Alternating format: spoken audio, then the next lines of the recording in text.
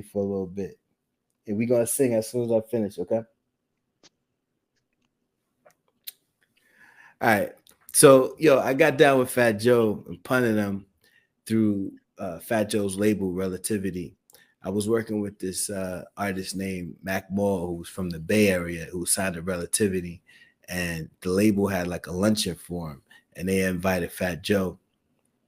And that's the first time I met Fat Joe. But I was, a fan. I'm from the Bronx, so like at that time, I had like records and posters on my wall. Fat Joe and the whole DITC, well, they were on my wall because they were like, they were like gods to me, So I got to meet him, and then maybe like 3 days later, I was in a session with the Locks, and he was working in the same studio or something. So he came through for a second, he saw me again, and then we exchanged information.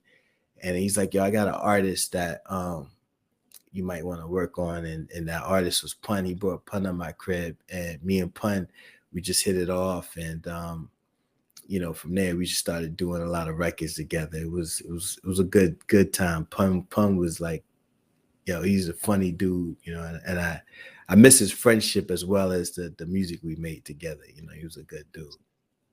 Oh yeah, most definitely. Rest in peace to Pun, another GOAT, man, for sure. Now I was looking online, I'm not sure. Did you produce It's So Hard? Yes. Oh, okay. Wow, that's a smash. Hey, that's a classic. That's like one of his biggest records, you know what I'm saying? Yeah. Produced It So Hard, and it was dope as they just sampled it and used it for French Montana's new single called Handstand with Doja Cat and Sweetie, so that's a dope record too. Oh yeah, I'm gonna have to check that one out for sure. But that's definitely a classic. But you worked on the Capital Punishment album, right? Yeah, I did 2 records on there. This record, Caribbean Connection and You Ain't the Killer.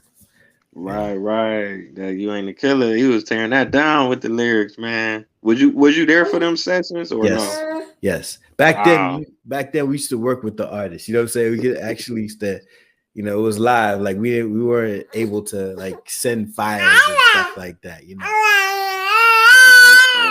I gotta ask you, like being in a session with Pun, like on that You Ain't the Killer.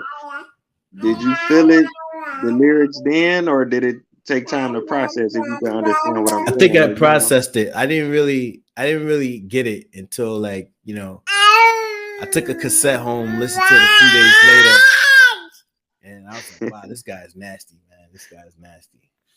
Wow, that's amazing, man. I take my hat off to you for that one.